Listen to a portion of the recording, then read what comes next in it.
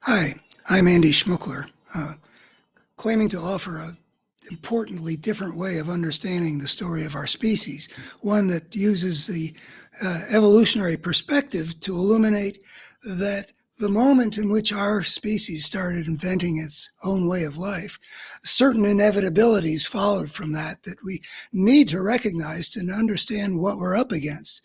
There's a destructive force that inevitably emerges, and that can be seen, the reason for that can be seen by recognizing the discontinuity in the history of life that moment represents when the creature extricates itself from the niche in which it evolved biologically by inventing its own way of life.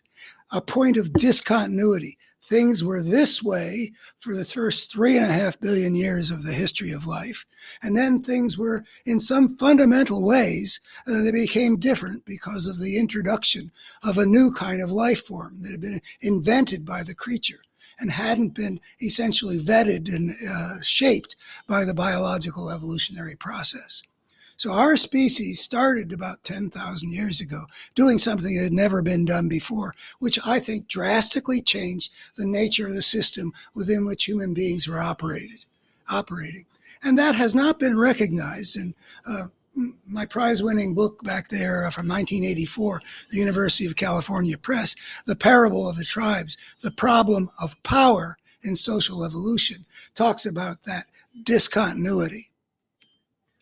And I have, since that idea came to me in 1970, and particularly since it got published and widely attended to in 1984, I've had the opportunity to try to present this way of understanding the discontinuity and the hugely consequential ramifications of what changed when we did that.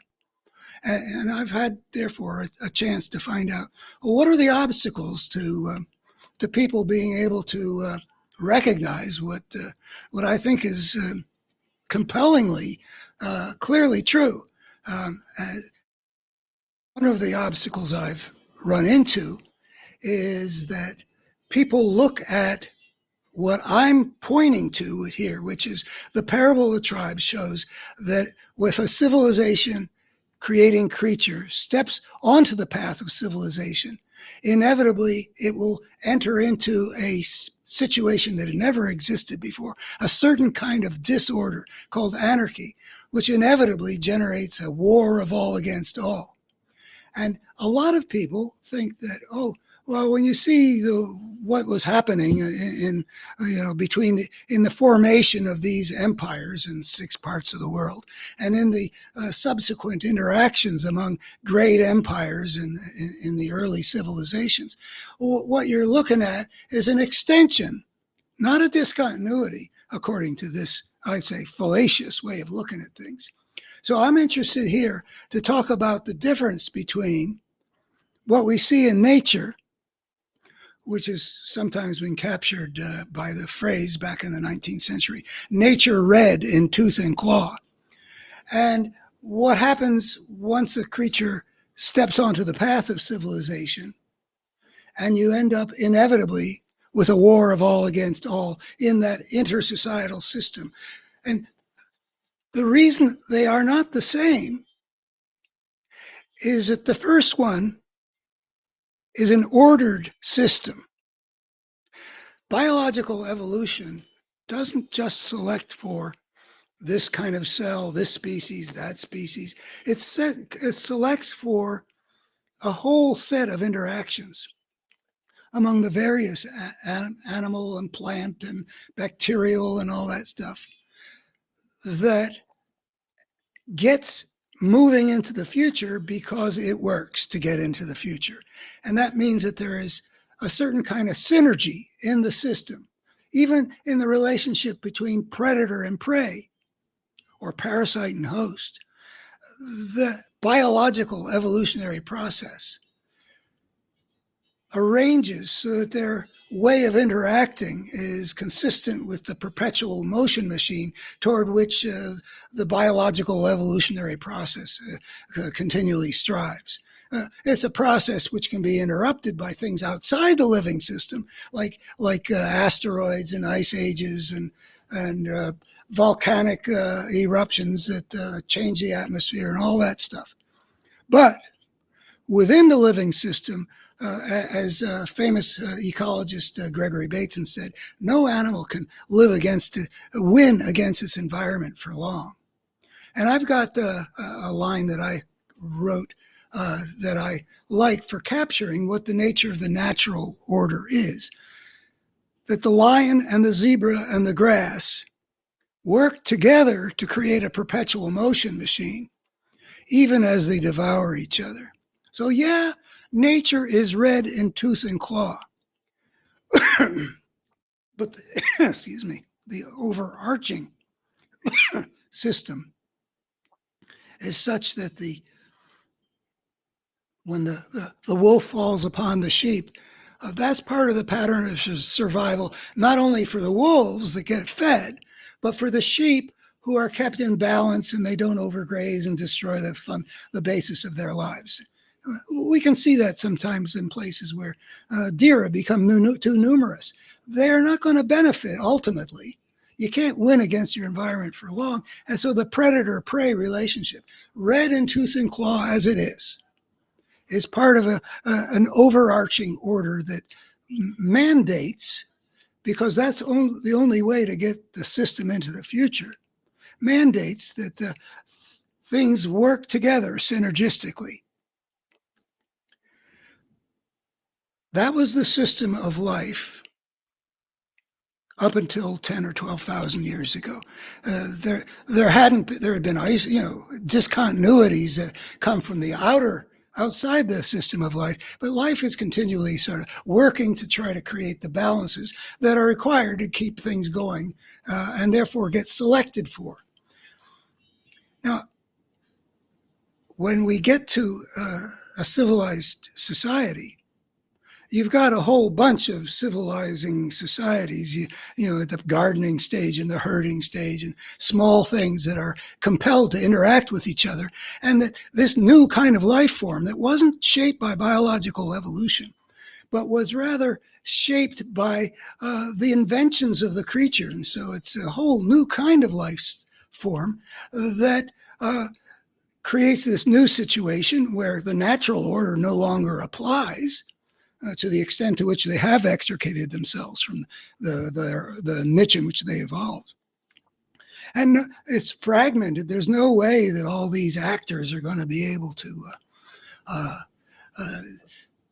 regulate how they interact to make sure that the well-being of the whole gets protected. So you go from an order in which the well-being of the whole is protected, threatened only by things that life has no control over, like, you know, the huge volcanic eruptions that can create an ice age. That they're saying that maybe 78,000 years ago, the human population had a kind of bottleneck because volcanoes had erupted at such a unusual level that it altered the climate and led to a lot of death and elimination. But here, when we've got these civilizing societies having to interact with each other outside of any order, inevitably that anarchy generates what can be well described, like Thomas Hobbes, the philosopher of anarchy, put it, a war of all against all.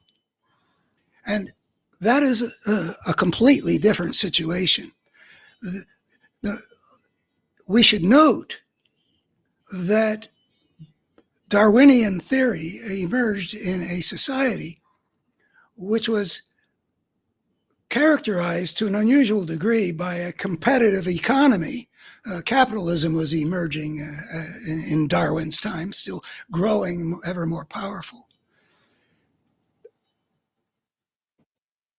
and in which the powers of Europe were engaging in an imperialistic drive to subjugate all the world's peoples who were weaker than themselves.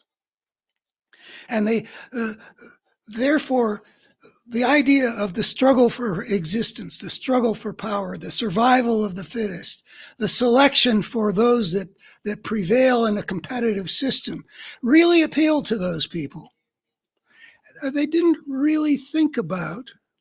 I think it took, I think, generations, though I don't really claim to know all the history of evolutionary thought, but I think it took a long time before the idea that there was a synergy in the overarching system that was a product of biological evolution. They were not into thinking about the order that regulated the actors. They liked free enterprise. They liked Europeans being able to send their gunboats to the more archaic societies and make them part of their own power systems, like the British Empire and the French Empire, and so on. And so they didn't notice, because they were invested in the idea that the struggle for power is really a good thing. They didn't notice that there was a discontinuity in which this nature red in tooth and claw that fit well with the Darwinian process really didn't apply to what's been going on in civilization. In civilization, it inevitably emerges with no order to control those interactions. Inevitably, there will emerge a war of all against all. Out of that, there will inevitably emerge a systemic force that's not a function of the nature of the creatures. And it's not endorsed by good housekeeping and the evolution that the social Darwinists, they were called. They really liked it that the poor were being basically squeezed, and that they were not the fittest. It was fine for the best competitors to prevail in capitalism and in the struggle for empires.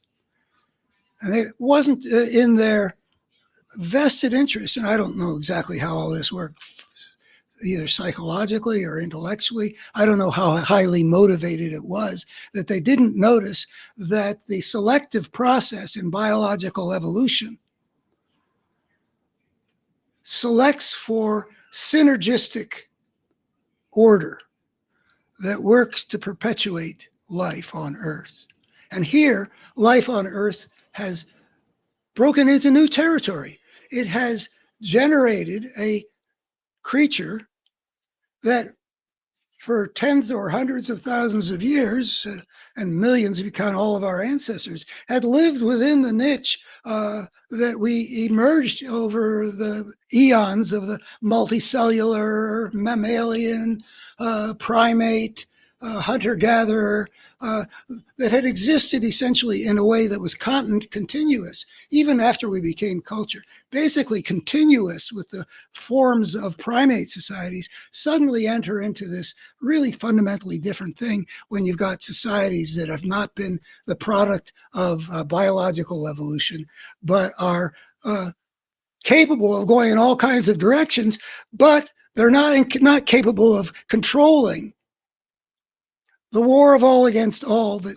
mandates that only certain cultural options can prevail, that can survive and spread in the future. Well, there goes that one. Without that kind of selective power, the inherent nature of the creature might express itself. But when you've got an anarchy, an inevitable war of all against all, an inevitable selective process where only those kinds of societies that can prevail in a war of all against all can become shape the human future. Well, you've got the nature of the system, anarchic, determining the direction in which things will go. And you've got nothing guaranteeing at all that when the wolf falls on the lamb, or the human equivalent of it, the strong do what they can and the weak suffer what they must, which is what the Athenians said characterized the human world. When that happens, it's not part of the pattern of survival for the sheep as well. It's just the victimization of a process that's out of control, a destructive force that's continually selecting for what can win in a war of all against all, which is so different from what can best serve the health of the whole and the well-being of the creatures within it. That's the discontinuity. And even if there were reasons why evolutionary theory coming out where it did, when it did, with all that individualistic competition and celebration of the struggle for power. They thought, and it's not just then. I mean, you look at Ardrey's territorial imperative, there's another book. It's part of our thinking that this is all part of what life's supposed to be, and we have no basis for saying this is a problematic dimension. No, this is what created us, they think. No, it didn't. It was a different kind of a process. And suddenly we unleash this new kind of life form. A life form whose interactions are going to generate a selective process for essentially giving the spirit of the gangster, which is what emerges triumphant in a war of all against all. The spirit of a gangster, a disproportionate say on how the world's going to be. So I think that if we look at how that point of discontinuity illuminates why our history has been as it has, as ugly as it's been, as tormented as it's been, and why it is that when we look around the human world that we're existing in now, and we make a list of who are the most impactful, influential, powerful people on the planet right now, it's disturbing how many of them are sociopaths, gangsters. It's not because that's what human beings are. It's because the step onto the path of civilization inevitably enshrones the spirit of the gangster to get a disproportionate say. And the better we understand the forces that are at work, that we need to bring them under control, it is inevitable, and not a commentary on human nature, that we plunged into a situation like this. All it required of us was no particular evil, but as soon as we became creatively intelligent enough to start inventing a wholly different kind of life, nobody'd ever done anything like that again, which means, who could have foreseen it? We plunged from an ordered world into a disordered world, and the systemic force that inevitably arises drives us in a direction we would never have chosen, but we couldn't avoid. So it's important, and here I point to my book, What We're Up Against, which was from before Trump appeared on the scene, just before 2015. It's important that we understand what we're up against, because we still have to bring this thing under control. And it is not going to serve us well if we can't see what the step onto the path of civilization inevitably required, the ways of power being the only ones that can survive and spread, and what it requires of us to bring that under control so our species, human civilization, can survive on this planet for the long haul and become a harmonious part of the systems of life, which we have not been and couldn't be from the beginning, and won't be unless we understand what the nature of our challenge is, which can be made visible by looking at that point of discontinuity where we plunged out of order and into disorder and unleashed something that's been beyond our control and is still beyond our control. Thank you. Please subscribe if you are so moved, like if you like, and especially if you'd want to know if all this really holds water, please go to my website, betterhumanstory.org, and check it out and see whether the promised goods are delivered. Thank you very much. Bye-bye.